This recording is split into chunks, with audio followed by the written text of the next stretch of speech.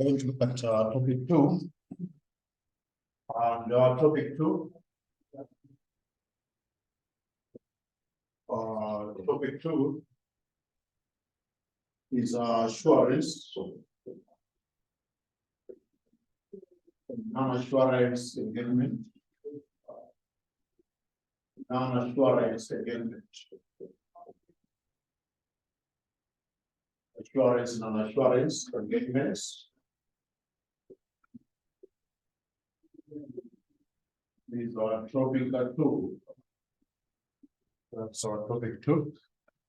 So the key subtopic areas in this topic, the key subtopic areas, we have definition, definition and objectives,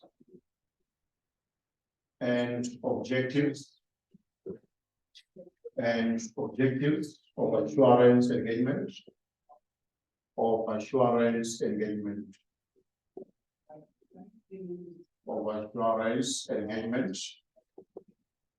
Next, audit as an assurance engagement. Audit as an assurance engagement.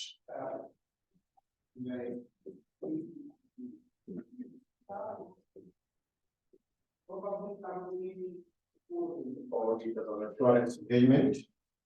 Next is elements. Just it. You're not putting this down. Oh, you have it. Elements of assurance engagement. Element of assurance engagements. Next one is a types of assurance engagement. Types of assurance engagement.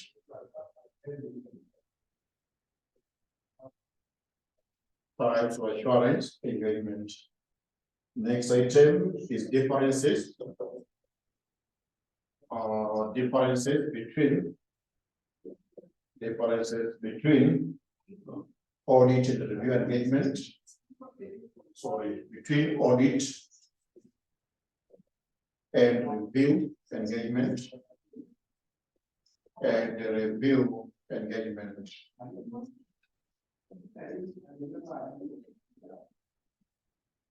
Next, we have international standards. International standards. International standards on assurance engagement. On assurance engagement. On assurance engagement. On assurance engagement. Next is accepting appointment.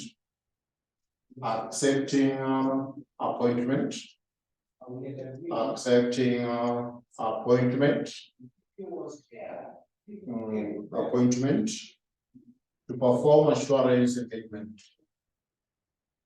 To perform assurance engagement. Perform assurance engagement. To perform assurance engagement. Next, the review of interim financial information. Review of interim financial information. Financial information. Financial information review of interim financial information.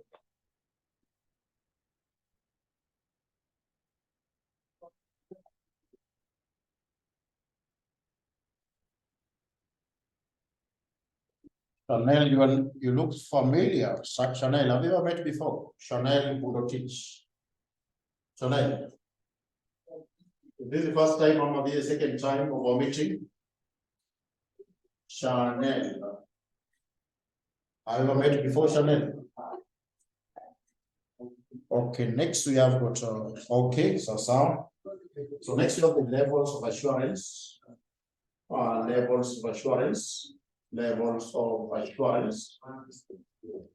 Levels of assurance. And reports issued. And reports issued.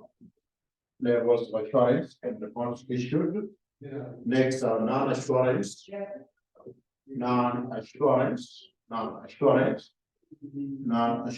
engagements, non-assurance engagements. Lastly, attestation and direct reporting. Attestation and direct reporting. Direct or reporting engagements.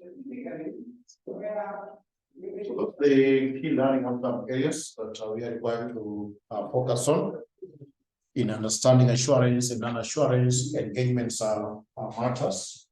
So just a minute.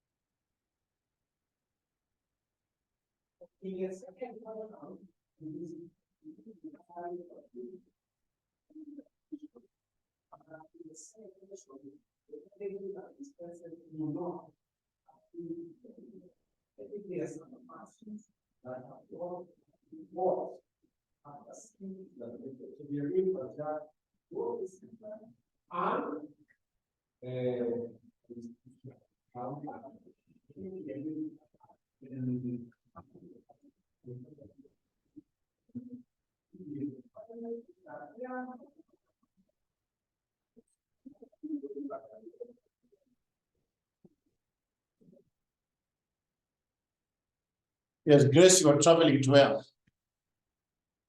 Grace, you are traveling to where? Grace, you are traveling. Okay, so we'll provide the recorded. We provide the recorded class.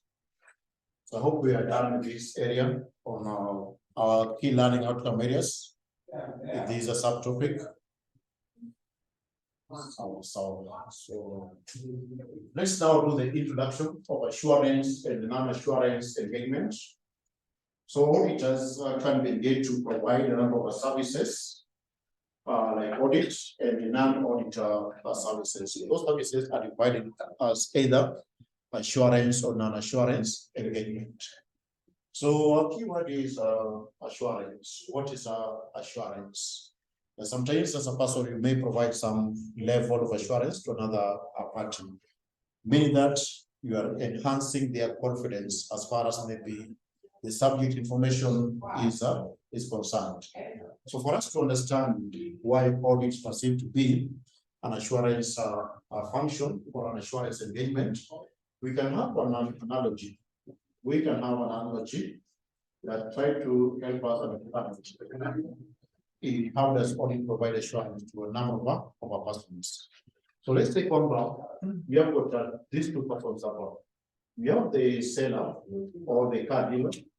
We do have the seller or the car dealer. The car dealer, who is the business of selling cars. The other end to another party, who is the buyer. There is a buyer or a prospective customer for the car. A prospective customer, a prospective client wants to purchase that particular car. So the item number, the subject matter in question is a car. So we have the car, which is an object. We have the car, which is an object. So the transaction needs to take place above. And this consideration, so this transaction has got a consideration. This transaction has what we call the consideration. Every transaction that are binding between parties have got a consideration. The consideration number is a value. So there is a value attached on this particular item number or this asset that the two parties intend to exchange. So this person number has got an interest to sell the car so that they're able to make money.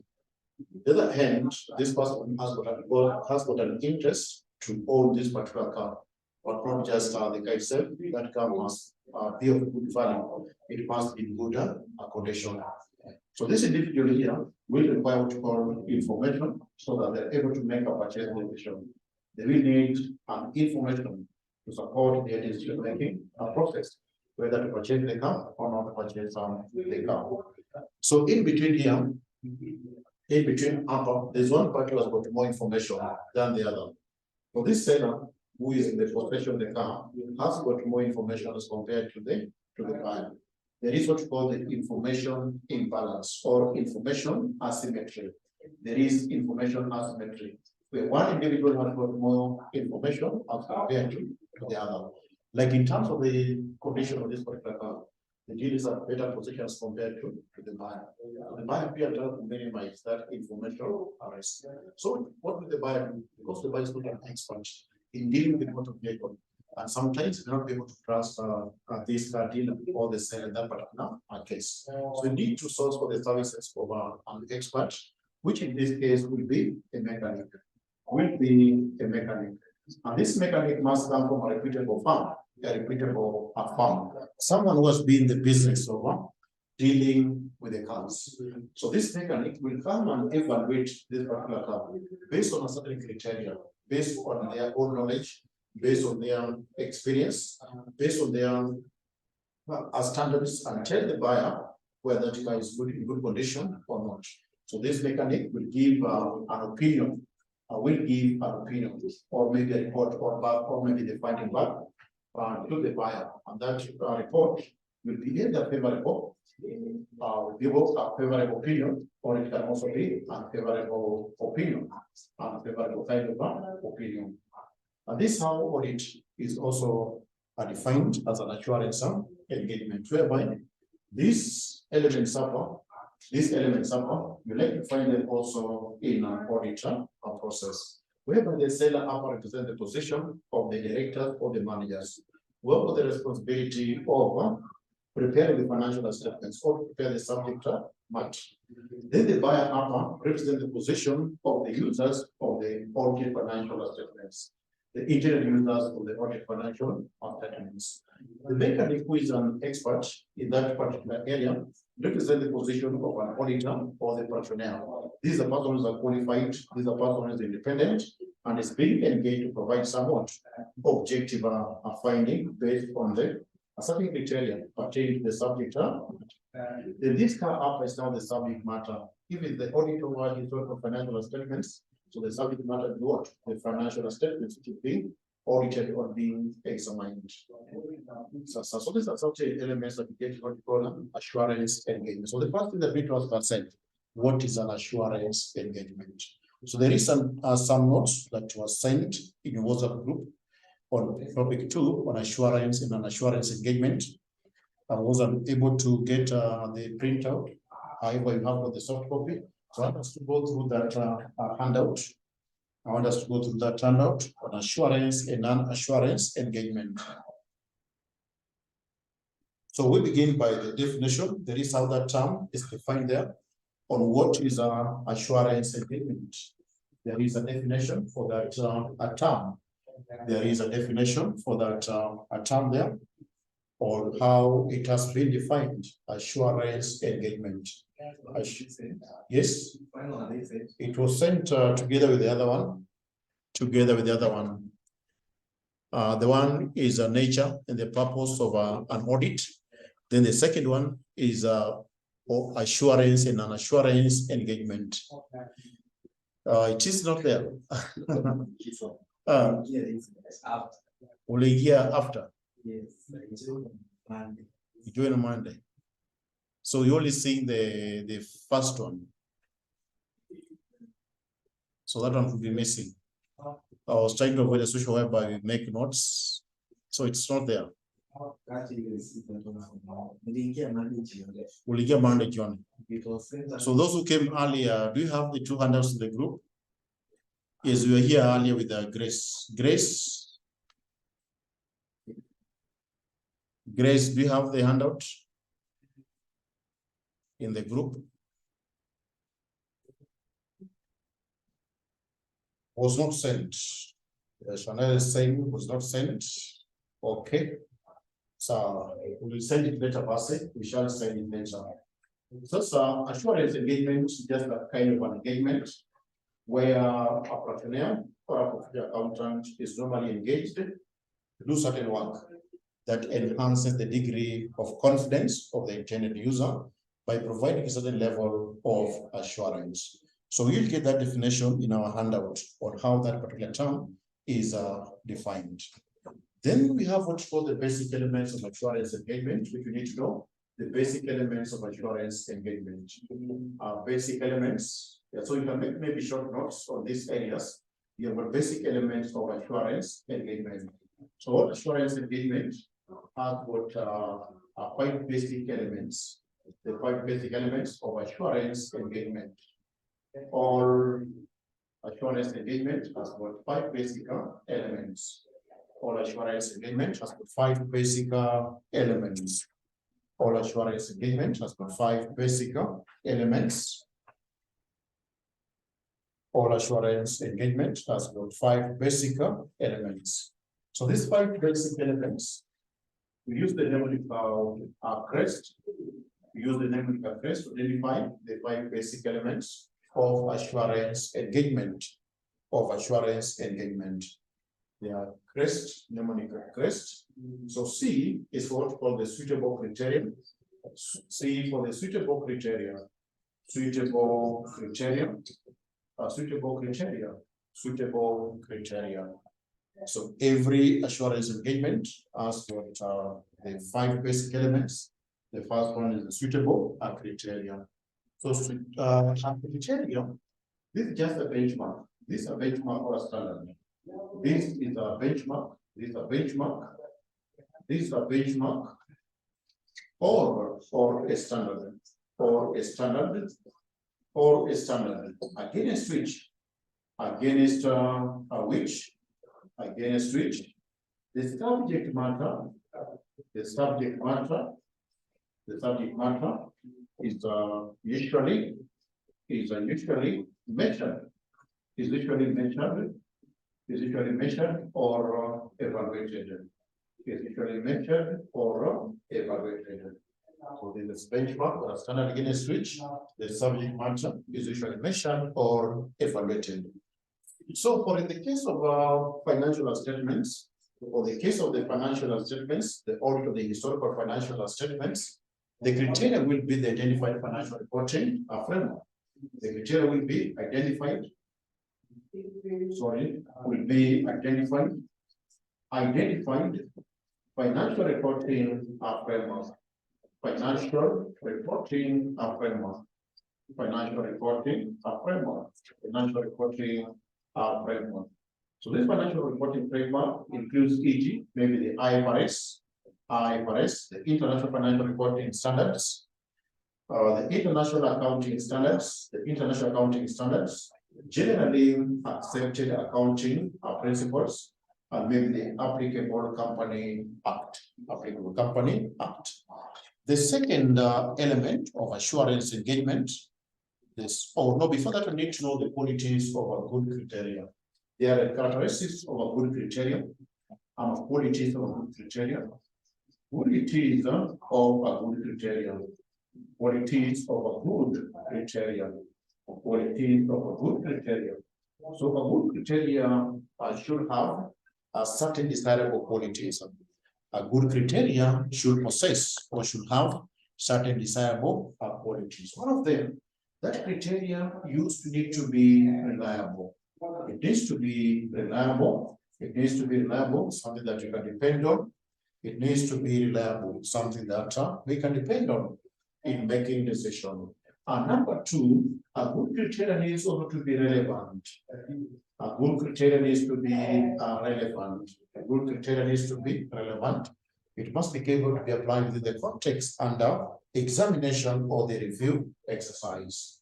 Then C, understandability. Understandability. It must be easy to understand or easy to interpret, easy to use, etc. The other one is understandability. The other one is completeness. Completeness. A good criteria needs to be complete in all aspects. Completeness. Then the last quality of a good criteria. The last quality of a good criteria is neutrality. Neutrality. It should be free from any form of bias in its application. It should be free from any bias in its application. Those are the qualities of a good criteria: reliability, relevance, understandability, completeness, then neutrality. Then you go to number 2, where we have R. R stands for what we call now the assurance report. R is for the assurance report. The second element R for assurance report. R for assurance report. R is for the assurance report.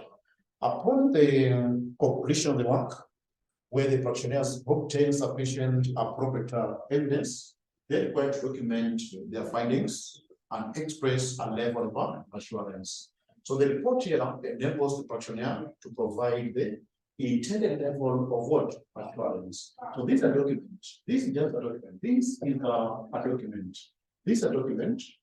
This is a document that enables a practitioner to provide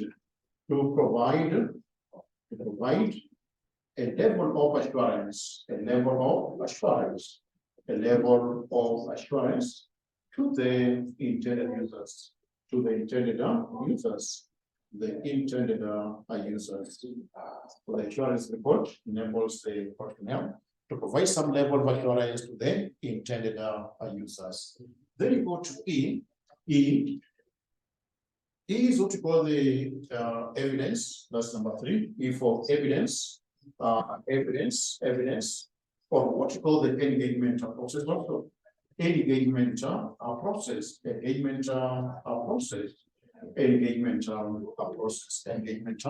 process. So an evidence are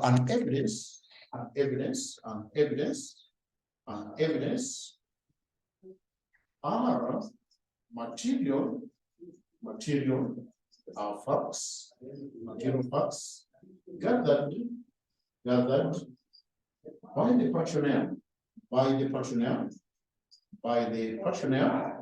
by the practitioner to enable him express an opinion. To enable him express an opinion.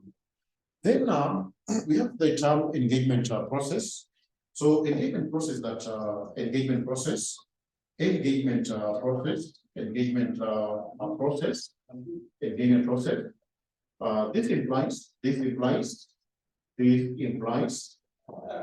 this implies that the practitioner or the auditor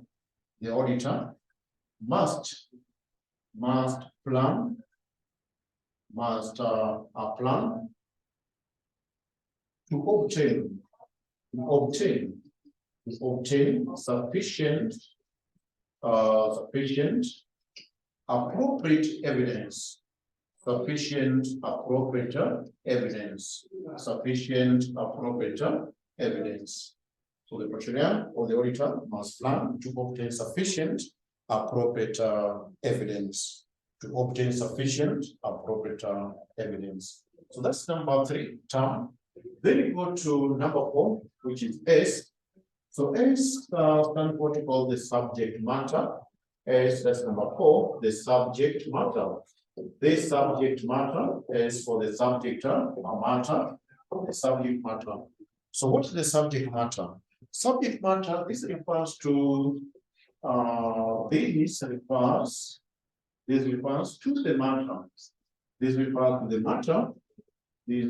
matter being examined or reviewed that was prepared by another party. That was prepared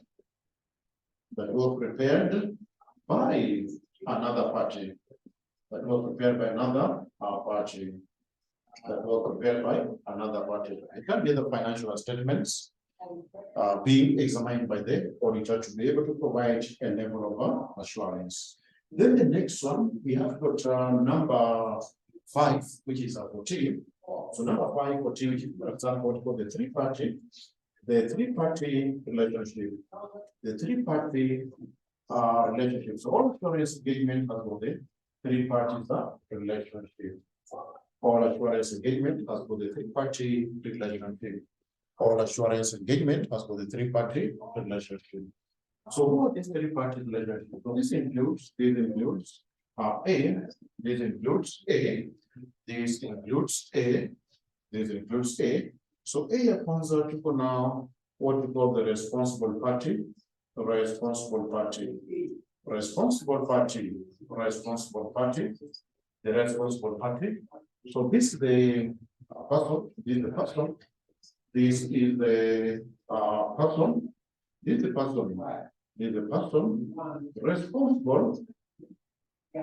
responsible for the preparation,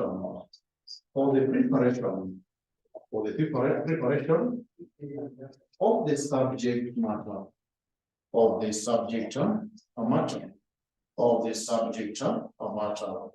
So the person responsible for the preparation of the subject matter.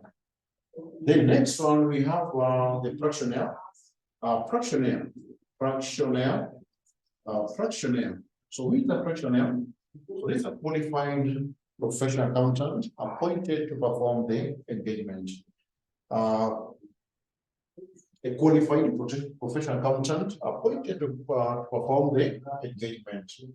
A qualified professional accountant appointed to perform the engagement. Next we have the C, we have what we call the intended user. We have the intended user. So who is an intended user? This is the person meant to receive the assurance report. This is the person meant to receive the assurance report. This is a person meant to receive the assurance report. This is a person meant to receive the assurance report. This is a person meant to receive the assurance report. So those are the 5 basic elements of assurance engagement. So all the assurance engagement must have the 5 basic elements. So next, let's now move on to the types of the classification of assurance engagement. The types of the classification of assurance engagement.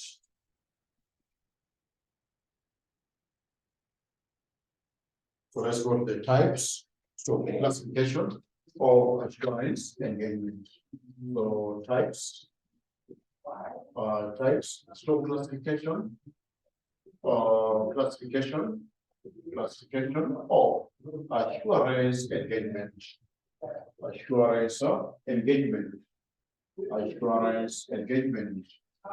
So the type of the classification of assurance engagement. So we have got 4 classification. We have got 4 classification of assurance engagement. So number one category is reasonable assurance. Reasonable assurance engagement. Reasonable assurance engagement. Vis-a-vis limited assurance. Vis-a-vis limited assurance engagement. The number two, we have got what we call the attestation engagement. Attestation engagement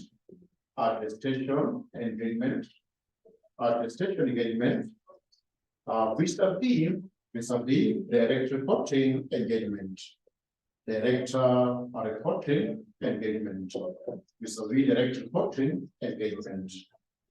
Vis-a-vis direct reporting engagement. So there are 4 main types or classification of assurance engagement. There are 4 types or classification of assurance engagement. So you have reasonable, then you have attestation, engagement. So I want us to begin our discussion on the first one, the reasonable assurance engagement and the limited assurance engagement. So because there's a lot of notes behind that, we will be able to make references to our handout. We're not going to write everything, but maybe just the key points as far as these engagement are concerned. So you have the reasonable, then limited assurance engagement. It's very important for you to know what's a reasonable assurance engagement and now the limited assurance engagement. When you are studying the audit objectives and the nature of an auditor objectives, we looked at the early audit and the modern audit. Now, because under the early audit, auditors were required to provide something like absolute assurance. Absolute assurance, what were expected to provide absolute assurance. Then under the modern audit, auditors are expected to provide reasonable assurance. Reasonable assurance. Auditors are expected to provide reasonable assurance. So you have absolute assurance and reasonable assurance. So reasonable assurance, it is provided whereby the personnel do say that the subject matter do reflect a true and fair view. For example, the financial statements examined do reflect a true and fair view. Then absolute assurance, it is provided by giving an assurance that the subject matter do represent a correct and a true view. Correct and a true view. For this case here, we are confirmed that the financial statements are 100% correct. In this case, they are not 100% accurate. They're not 100% accurate. So we have the term reasonable assurance. This means is a kind of engagement where auditors engage to audit the financial statements and thereafter express the required level of assurance. So what's the difference between a reasonable, or how we define these two terms about reasonable assurance engagement and limited assurance engagement? So it's very easier. So what we need to do, we have two terms about. Once you have these particular terms, you can understand what's a reasonable assurance engagement and what is a limited assurance engagement. Or maybe just the easiest way, what's the difference between a reasonable assurance engagement and a limited assurance engagement. So if, for example, it is an example, this kind of engagement is for audit of the financial statements. When you're doing an audit, that's a reasonable assurance engagement. Because at the end of it, you are required to provide what? A reasonable assurance. The last here is when we're doing interim audit. When we're doing interim audit, or interim audit is an example of a limited assurance engagement. Sasa tuko na some two words that you need to identify and help you to understand what's reasonable and what's a limited assurance. So there is what we call the engagement risk. You got the term engagement risk. You got the term engagement risk. This is the first term that you need to identify, engagement risk. So whenever you are being engaged to perform assurance services, there is that possibility of you giving inappropriate opinion. So engagement risk is a chance that the personnel may end up giving incorrect opinion or incorrect level of assurance. There are three components of this engagement risk. There are three components. There are three components of the engagement risk. There are three components of the engagement risk. One, we have what you call inherent risk. We have inherent risk. We have inherent risk. The second one, we have what we call the control risk. Control risk. The third one, we have detection risk. Detection risk. So the three main components of engagement risk. So under the risk, or sorry, inherent risk and control risk, these are also known as the risk of material misstatement. The risk of material misstatements. That means the financial statements could be containing errors and fraud. Errors and fraud. So for these two, our auditors has got no control. Auditor has got no control of inherent and control risk. Alafu hii hapa is the weight. This one hapa it has got control. What has got control over detection risk. Yes, Ibrahim has requested time for prayers. So let's take some 5 minutes, then we shall be back.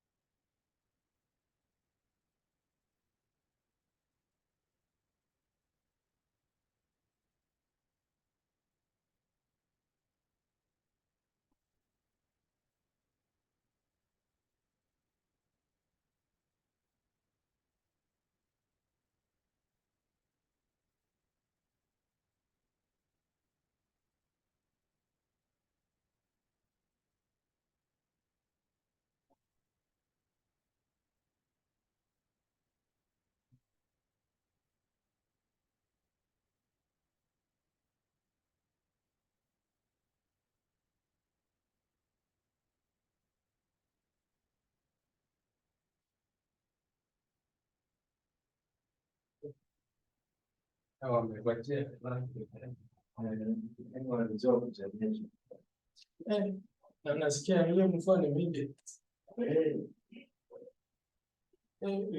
Ikiwa mingi, unajua kwetu kuna kuanga na shida na hizo nini jam. Hiyo jam. Kwanza hata magari inajificha inaenda inarudi. Hapo tunaweza naona.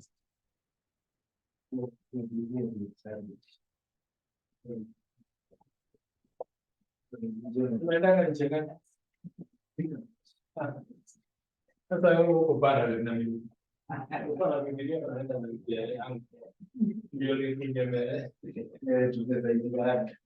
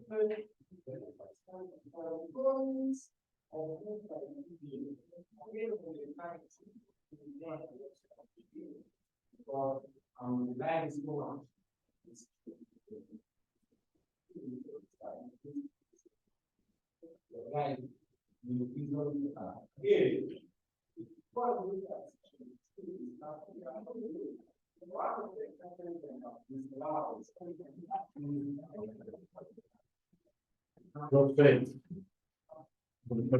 Lea wapi? Lea. Lea yuko, mzee yeye alikuwa 6. All right. So I'll go five. Oh, so Falabi, Sasa, you are here. So engagement risk is a chance that the practitioner may provide incorrect or inappropriate level of assurance. So the three components: inherent, control, and detection. So these two are inherent and control are also referred to as the risk of material misstatements. The risk of material misstatements. Then you have detection risk: easy, auditor, and control. Easy is due to the auditors of procedures which may not be able to detect any material misstatements. Shall come and discuss this risk in topic 5. So this point, let's just leave it there. The other one, the other term that we need to know is expression of opinion. Expression of opinion. Expression of an opinion. Of an opinion. Expression of an opinion. So there are two forms of opinion that can be expressed by the auditor. There are two forms of opinion that can be expressed by the auditor. Ya kwanza, tuko call the positive opinion. Positive opinion. Positive opinion. The auditor or the professional can express a positive opinion. Then this next one, tuko call negative opinion. Negative opinion. Sorry, negative opinion.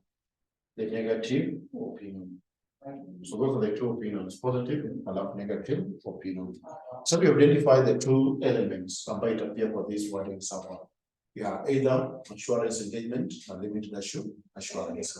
So reasonable assurance engagement is normally just a type of an engagement where the objective is to reduce the engagement risk to low acceptable level.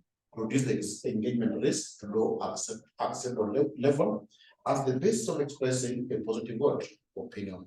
As the basis of expressing a positive word opinion. So positive opinion in a way expressed under reasonable assurance. The limited assurance engagement, the objective is to reduce the engagement risk to low acceptable level, but always greater as compared to the reasonable assurance engagement as the basis to form what we call a negative word opinion. So we can write those two up. Let's begin with the reasonable assurance engagement.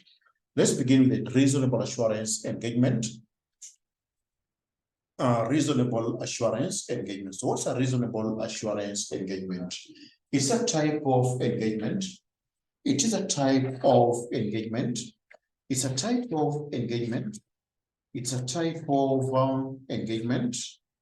It is a type of engagement performed is a type of engagement performed with the aim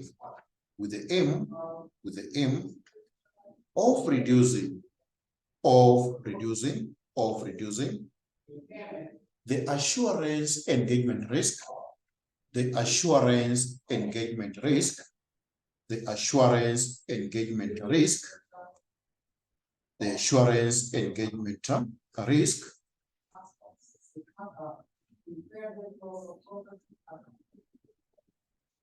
the assurance engagement risk to a level that is acceptable, to a level that is acceptable, to a level that is acceptable, to a level that is acceptable in the circumstances, as the basis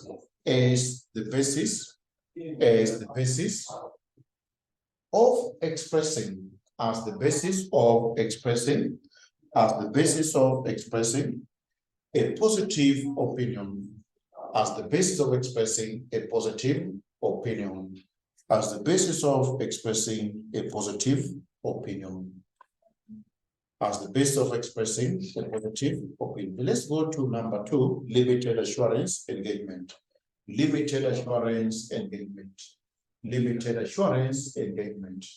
Limited assurance engagement. Limited assurance engagement. It is a type of engagement. It is a type of engagement it is a type of engagement. It is a type of engagement with the aim, the aim of reducing assurance engagement risk,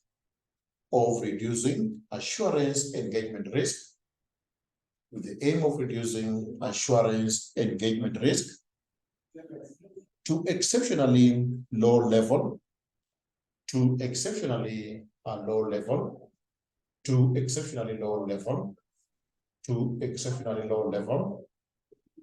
but always the risk greater,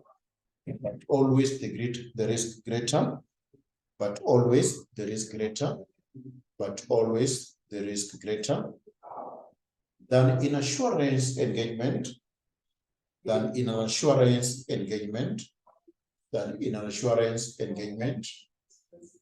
as the basis of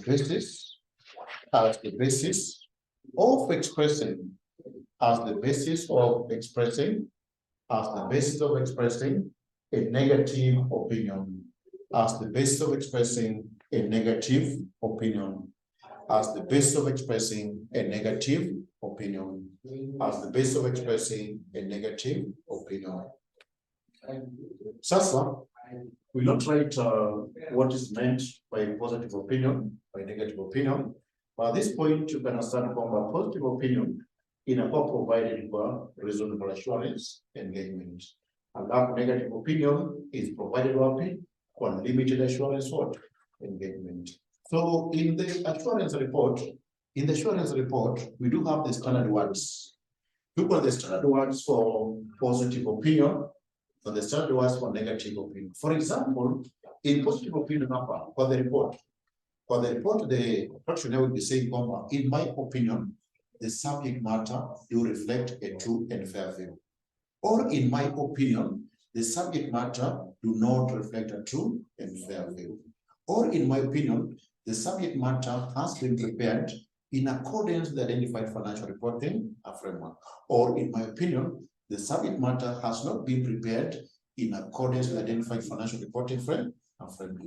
So that's the nature of the positive opinion that shall be expressed by the practitioner under the assurance report. Yes, in my opinion, the subject matter do reflect or does not reflect a true and fair view. Then in the negative opinion, the form normally takes like this, that nothing has come to my attention. Is nothing has come to my attention to cause me to believe that the subject matter do reflect a true and fair view. Is nothing has come to my attention to cause me to believe that the subject matter do reflect a true and fair view. So let's now look at the differences between these two, reasonable assurance engagement and limited assurance engagement. Differences between reasonable assurance engagement and limited assurance engagement. Differences between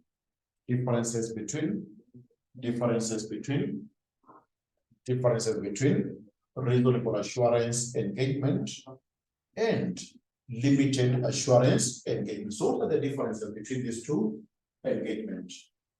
We can use a table to get a basis of comparison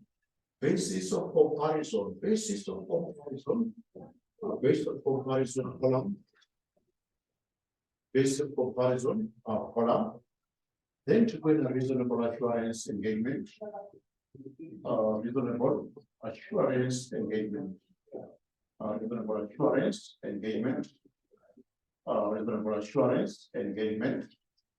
This other column, we have what we call limited assurance engagement. Limited assurance engagement.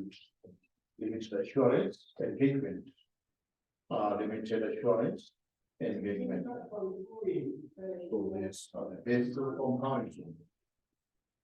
Reasonable, then limited assurance engagement. So point number one here, we can start by objective. We can start by the objective basis. Objective. The basis there, objective. Basis objective.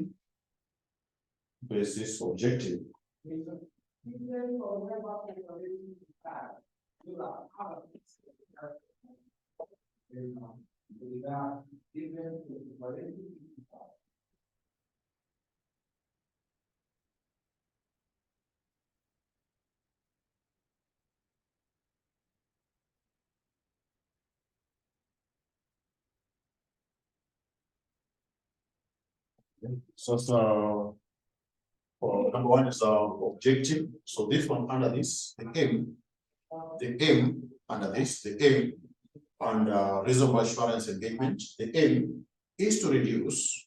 The aim is to reduce assurance engagement risk. Assurance engagement risk. Assurance engagement risk to acceptable low level in the circumstances. To acceptable low level in the circumstances. To acceptable low level in the circumstances. To acceptable low level in the circumstances as the basis of expressing a positive opinion, as expressing a positive opinion, as expressing a positive opinion, as expressing a positive opinion, as expressing a positive opinion. This is the side. The aim is to reduce the assurance engagement risk. The aim is to reduce assurance engagement risk. The aim is to reduce assurance engagement risk. The aim is to reduce assurance engagement risk to exceptionally low level, in the circumstances, exceptionally low level in the circumstances, exceptionally low level in the circumstances, but always greater than assurance engagement risk. So that, but always greater than reasonable assurance. Lower in the circumstances, but always greater than in the reasonable assurance engagement, but always greater than in the reasonable assurance engagement, but always greater than in the reasonable assurance engagement, but always greater than in the reasonable assurance engagement as the basis of forming a negative opinion, as the basis of forming a negative opinion, as the basis of forming a negative opinion. So that's the number one basic comparison between reasonable assurance engagement and limited. Number two is the level of engagement risk. The level of engagement risk. The level of engagement risk. The level of engagement risk. The level of engagement risk. So under reasonable assurance engagement, it's low. It's low. It is low. Low. Then under limited assurance engagement, the risk is normally high. The risk is normally high. The risk is normally high. So limited assurance engagement risk is normally high as compared to the one in the reasonable assurance engagement. Next one, number three basis is the form of opinion expressed. Form of opinion expressed. So under reasonable assurance engagement, the practitioner will give a positive opinion. Positive opinion.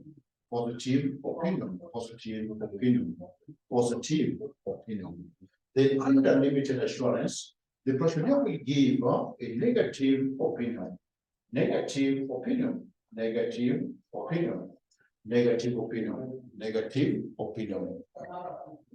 The other basis of the comparison of the two,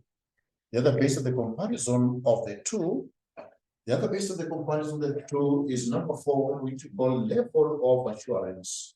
Level of assurance.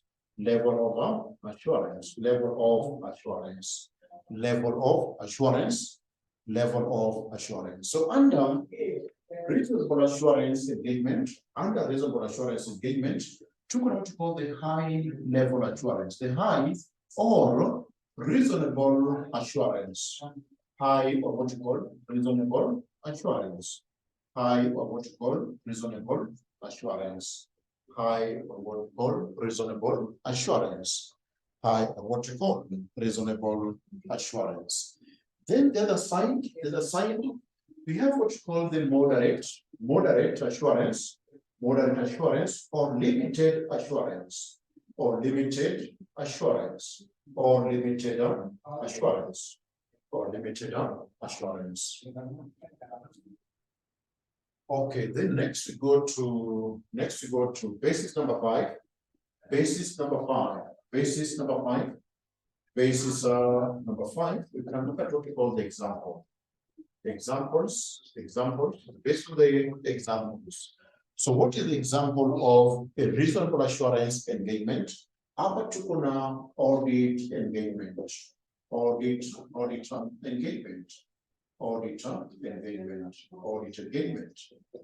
engagement, e.g. audit of financial statements, e.g. audit of financial statements, e.g. audit of financial statements. Then the side example is what we call review engagement,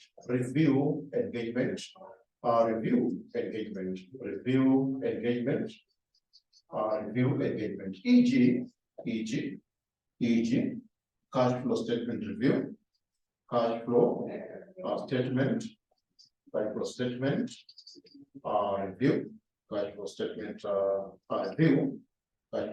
review, or cash flow statement review, or what you call interim audit.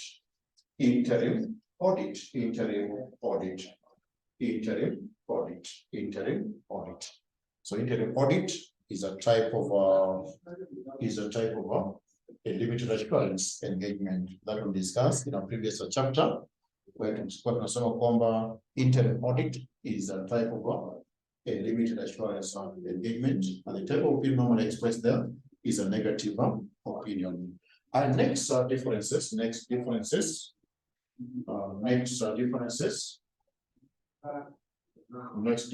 is number 6. So number 6 is the extent of audit procedure performed. Extent of audit procedures performed. Extent of audit procedures performed. Extent of audit procedures performed. Extent of audit procedures performed.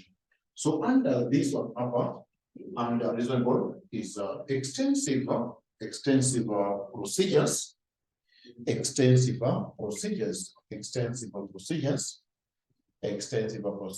such as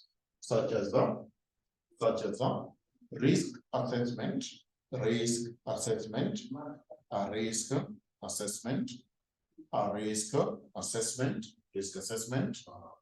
compliance test, substantive test,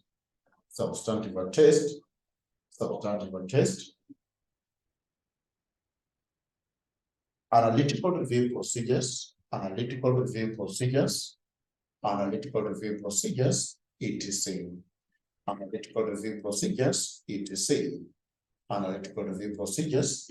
Then under limited assurance is limited procedures are performed.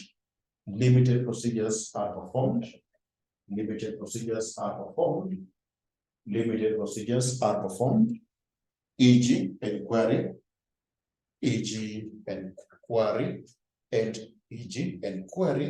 and analytical review procedures. E.g. inquiry and analytical review procedures. E.g. inquiry and analytical review procedures.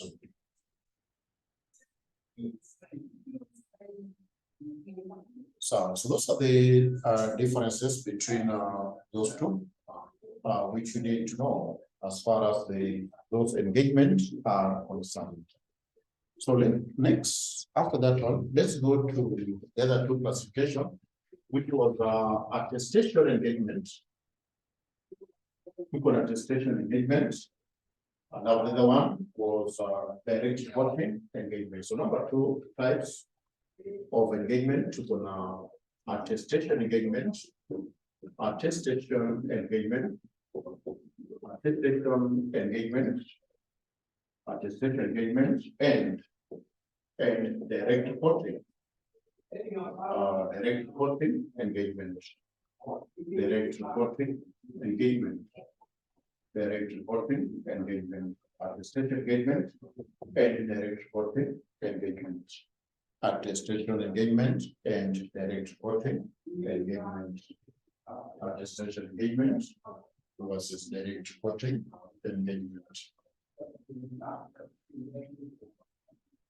So we shall begin by attestation engagement. We shall begin by attestation engagement, attestation engagement, attestation engagement.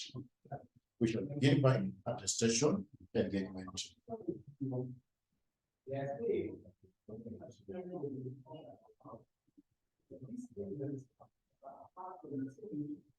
So, we looked at all these things about services.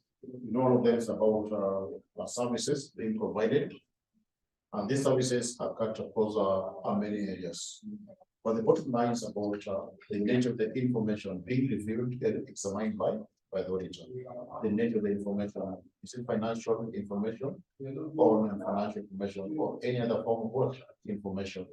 So in terms of the services provided upper, in terms of this particular services provided upper, they can be classified into three areas. They can be classified into three areas. Like one, those are what we call the attestation, attestation engagement services, attestation engagement services. These ones where now the auditor or the personnel is engaged to review financial information criteria. Review financial information. So any engagement where the personnel is involved to examine or review financial information in attestation engagement, attestation engagement. And that's the called audit engagement, audit engagement. But in an audit engagement, is where the personnel, in an audit engagement, is where the personnel is engaged to review the financial statements. To review the financial statements, the personnel is engaged to review the financial statements. The personnel is engaged to review the financial statements. That's an auditor engagement. The other one, to review engagement. To review engagement. We have a review engagement. We have a review engagement. So in a review engagement, the personnel will be involved to review any type of information, any type of information, any type of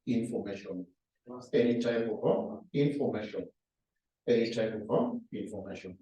So in terms of the services, they can be classified into three broad areas. Attestation engagement, where you're being engaged to review or to examine financial information. Then to audit engagement, where you're being engaged to examine or review financial statements. Then to review what engagement, we're now being involved to review any type of what information. So any type of information is about financial or non-financial information. So the services are categorized into these three broad areas. But our main focus is on what we call attestation engagement. Our main focus is on what we call now attestation engagement. So far, it's all about review of the financial information. So our main focus is to understand what is this attestation engagement. So you as the accountant, you can be engaged by the client to come and review their financial statements information. To come and review the financial statement information and provide a level of assurance. So out of these financial statements,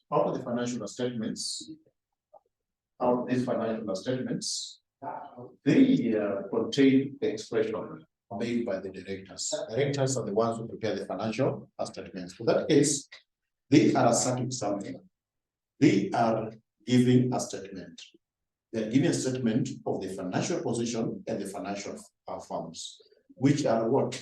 Quantitatively, unapali amounts which have been given there, which have been set by the directors.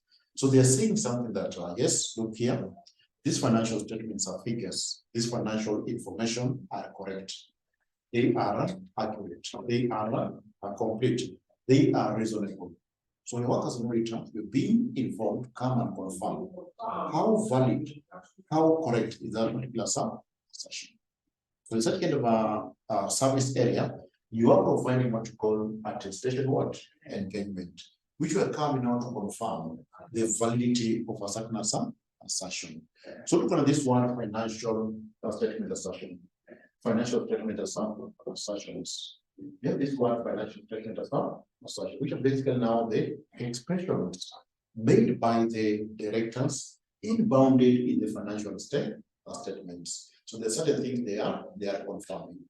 So these assertions, two examples of them, two examples of the assertions. Example of the assertions that auditor will be revealing to confirm whether that financial information contained in the statement is correct or not. Now these assertions, we normally use the word SCA cover, namely SCA cover. So what are the financial statement assertion? You think about SCA cover. What are the financial statement assertion? And think about SCA cover. So the first A here is assertion of accuracy. Accuracy. So what I'm just saying that the financial statements transaction and events related to the entity are accurate. There are transactions and events related to the entity are what? Accurate. So your work as an auditor, you need to confirm is this particular assertion hold. Is it actually correct or is it incorrect? By performing the necessary required audit procedures. The other one, we have the C. The C are three of them, so we can check any order. So we can check the first one, what you call classification. So we have classification assertion. So what you're saying from our classification of our transactions and events are in accordance with the accounting standard. Every item must be classified in the correct class of account. For example, come up with one fixed asset. We put a fixed asset like a motor vehicle, and expenses in relation to this particular motor vehicle. They are confirming over yes, anything pertaining to this particular transaction of the purchase, the depreciation of the motor vehicle were entered in the correct class of account. Account is such whereby could the purchase of a motor vehicle and it was included as part of the sales. They are confirming such kind of so maybe not as a part of the sales, but it was entered into maybe incorrect account. So there's nothing like that. Everything was entered in the respective accounts. Okay, next we have what you call another C upper. So you see we can talk about what we call cut-off procedures. The cut-off assertion. Cut-off assertion. So cut-off assertion, this implies that every transactions and events were entered in the correct accounting period. Every transactions and events were recorded in the correct accounting period. Kama kulikuwa na sales January, those sales for January were entered in the month of January. Kama kulikuwa na sales February, they were entered in the month of February. Any expenses that were incurred were also correctly posted in the correct accounting period. The next we have what we call after cut-off, you have A for what we call allocation. Allocation. So allocation is the distribution of assets and the liability, which ought to be located appropriately. So you need to confirm that one while you're performing the auditor procedure. Let's be able to see upper completeness. C for completeness. Completeness. Yes, so the confirming details in relation to the transaction, events, and the balances are complete in all aspects. Then ought to call occurrence. Occurrence. So occurrence is that the transaction and the events actually took place. What we're posting in the books of accounts, they actually took place. They actually occurred during the accounting period. Then we have what we call valuation. So valuation. So they're confirming essentially with respect to valuation. The same about our assets, our liability, our equity elements have been appropriately what? Valued. For example, their financial statements, kuna item kama inventory. Kuna inventory in the financial statements. And this inventory that stands at maybe 5 million. So the inventory is a 5 million. So it has been presented in the financial statements. So they are confirming over this assertion is actually correct. Value for the inventory after the end of the year was 5 million. And that inventory was also valued as per the relevant accounting standards, international accounting standard. Of this in case, they observe or they follow the IS2. The IS2, which is stated on how the valuation of the inventory needs to be done. We normally say it should be the lower of, the carrying amount should be the lower of the historical cost of the assets and compare the net realizable value. So whichever is lower between the two is what should be taken up in for the balance sheet. For example, come at the cost was 5 million and the net realizable value was 6 million. Then what will appear lastly for the balance sheet, the quantity 5 million. So they're confirming that yes, we follow that a particular accounting standards in the valuation of our inventory. So you all that already need to confirm that one actually holds. Next, we have what we call E for existence. E for existence. E for existence. E for existence. E for existence. Well, you find that for financial statements, for example, under the non-current assets, the non-current assets, there is a motor vehicle. And that motor vehicle value is 20 million. The motor vehicle 20 million is 20 million. So they confirm this motor vehicle actually do exist. You don't just post them for the financial statements, and those motor vehicles they are not there. They actually do exist. So you also monitor, you need to confirm whether this particular vehicles are in existence. For example, you want to go physical inspection to confirm needing existence. The last one to call rights and obligation are for rights and obligation. Rights and obligation are for rights and obligation. Rights and obligation. Rights and obligation. Rights and obligation. Rights and obligation are for rights and obligation. So the rights near assets, linear assets, and obligation for liability. So when they state this one up are rights. So rights, they are confirming that the entity has beneficial ownership for the asset. The asset we are seeing in the books of accounts. The assets we are seeing in our financial statements. The assets erase up. The assets we are seeing in our financial statements, the entity has beneficial ownership. If any entity has beneficial ownership. For example, come and work on land and buildings in their books of accounts about the non-current assets. They're confirming those non-current assets are owned by the entity, and in that case, they use for the benefit of the entity. So what does the auditor need to confirm? Are there any documents that prove that those assets are actually owned by the entity? So you can check the purchase documents, you can inspect the title deed if there are any, you can check the leasing agreement if there are any to confirm that assertion. Then to an obligation, the liability is there, for example, a 5-year loan, appear in the books of account. They're saying, yes, this liability are obligation. They are the obligation of the entity. The entity has the obligation of the liabilities appear in the financial statements. So those are the various factors that we need to confirm as an auditor. They see what cover, they perform the necessary required procedures. So whenever we will be engaged to verify the validity of the financial statement as such, the such kind of an engagement need only at the stage what engagement. And upon direct reporting, just direct report is very simple. So direct reporting, you can be engaged as an accountant to perform some work. Then ukimaliza, you give a report of some kind. We give some special report to the people who request that such kind of work to be done. Such kind of engagement, network direct reporting or engagement, whereby you do the job, then you directly report back to the people who requested that work to be done. For example, there's a way of fraud investigation.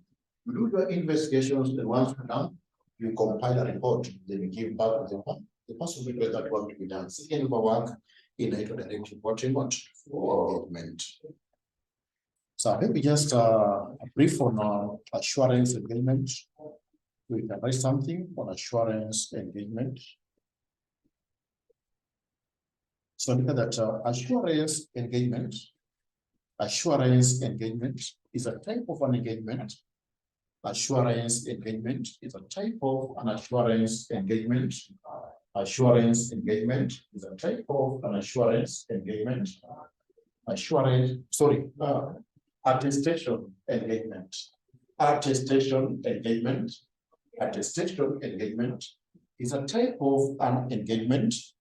Attestation engagement is a type of an engagement where the practitioner is engaged. Where the practitioner is engaged. Where the practitioner is engaged.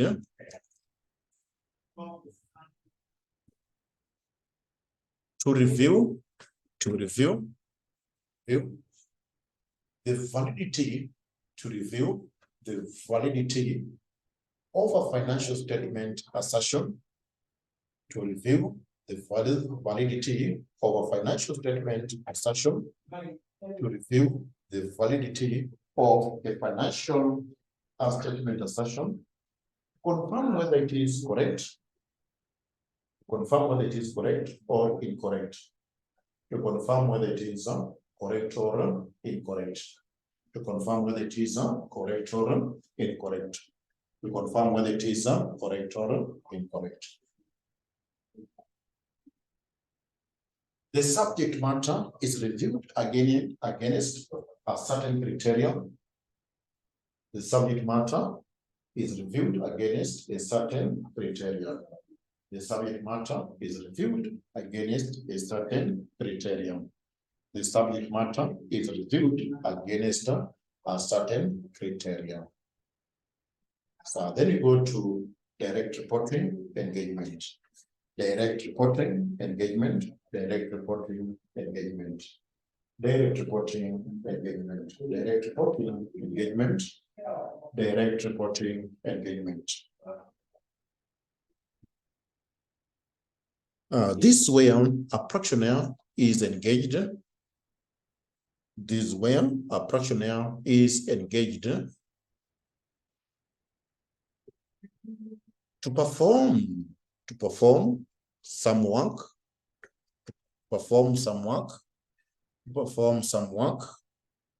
and provide a special report of some kind. And provide a special report of some kind.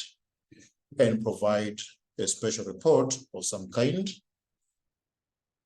And provide a special report of some kind to the person who requested the work to be done. For the persons who requested the work to be done. For the persons who requested the work to be done. For the persons who requested the work to be done. For the persons to be requested for the work to be done. So plus those are the levels of assurance engagement, whereby to call reasonable, limited, attestation, then what you call the direct reporting engagement. So can you now go to the levels of assurance? Levels of assurance. Levels of assurance. Levels of assurance. Levels of assurance. Levels of assurance. So there are three levels of assurance. So levels of assurance. Levels of assurance. Levels of assurance. Levels of assurance. Levels of assurance. Levels of assurance. So number one, what we call high level, what you can also refer as a high stroke, reasonable assurance level. Reasonable assurance level. Reasonable assurance level. Reasonable assurance sum and level. Reasonable assurance and level.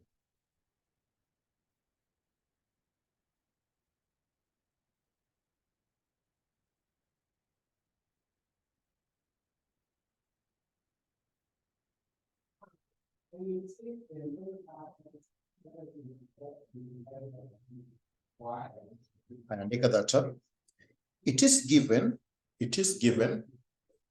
your high level. It is given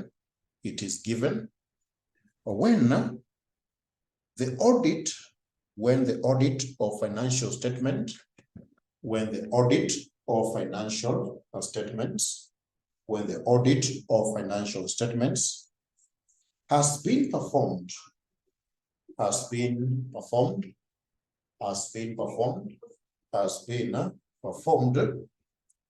which involves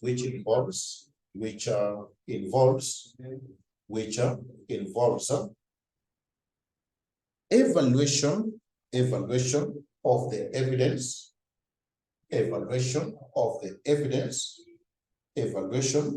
evidence, based on a relevant standard, The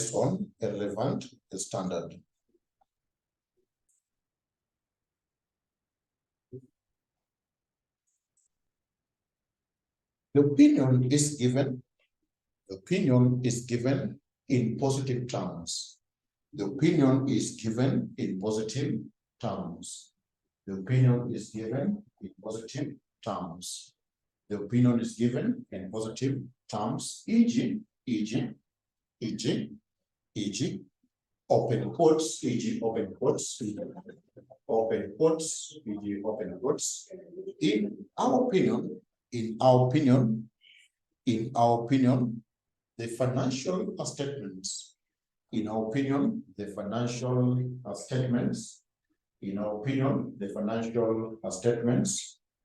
do reflect or do not reflect,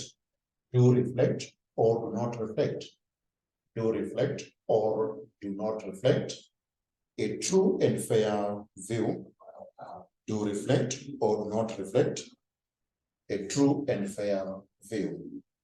You reflect or do not reflect a true and fair view, and do comply or not comply, and do comply or not comply, and do comply or not comply, or do comply or not comply with identified financial reporting framework. With identified financial reporting framework. With identified financial reporting framework. With identified financial reporting framework. With identified financial reporting framework. With identified financial reporting framework. Let's go to number 2, which is moderate or limited assurance. Moderate or limited assurance. Moderate or limited assurance. Moderate or limited assurance.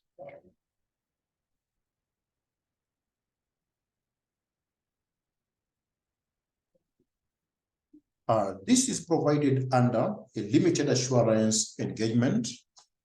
This is provided under a limited assurance engagement. This is provided under a limited assurance engagement.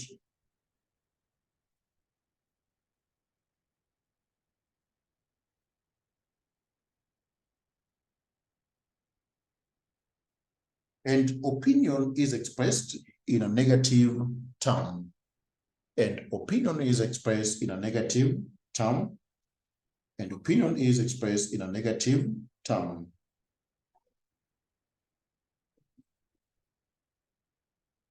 E.g., open quotes, nothing has come to attention. Nothing has come to attention. Nothing has come to attention to cause us to believe. Nothing has come to attention to cause us to believe. Nothing has come to attention to cause us to believe that the financial statements, that the financial statements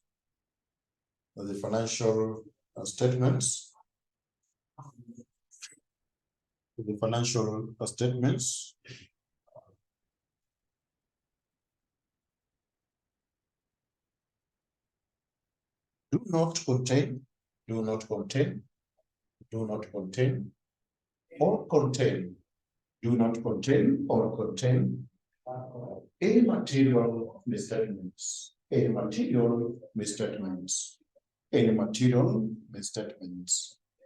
material misstatements, or fail to comply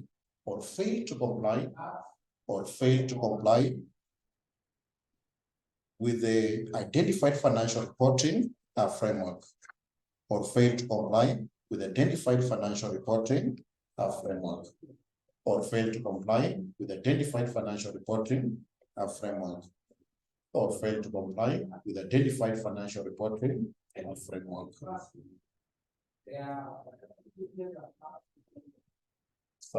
Then lastly, go to lowest level assurance. Number 3, lowest level assurance. Lowest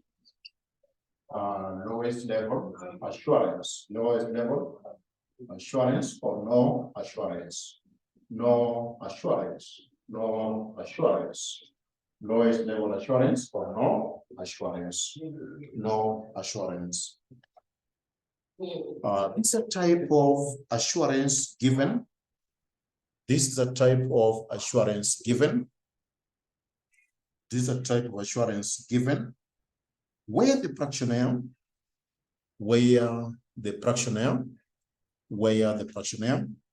has been involved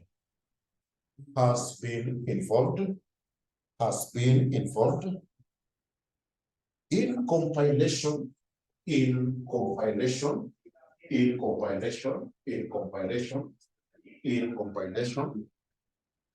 of any type of information,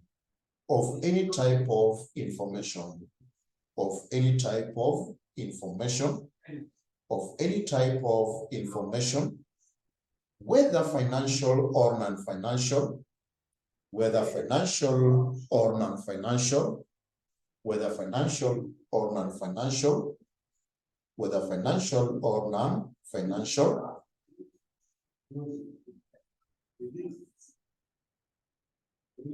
on behalf of the client, on behalf of the client, on behalf of the client, on behalf of the client, on behalf of the client.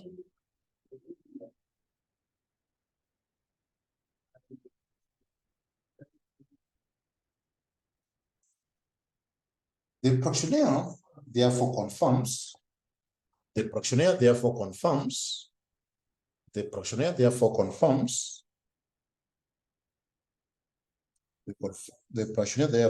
confirms that they have not audited,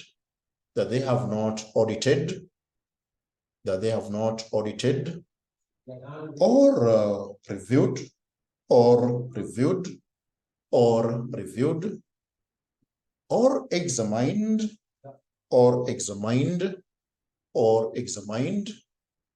the accompanying information,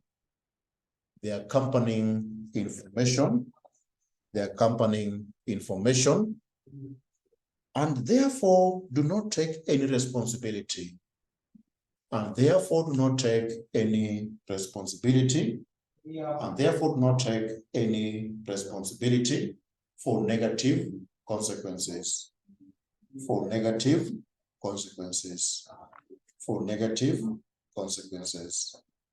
and therefore do not take any responsibility for negative consequences.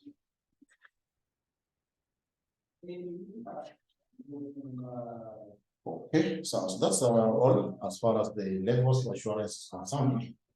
So our next subtopic is the non-assurance engagement. Shall we look at the non-assurance engagement? The non-assurance engagement. we shall be discussing the non-assurance engagement.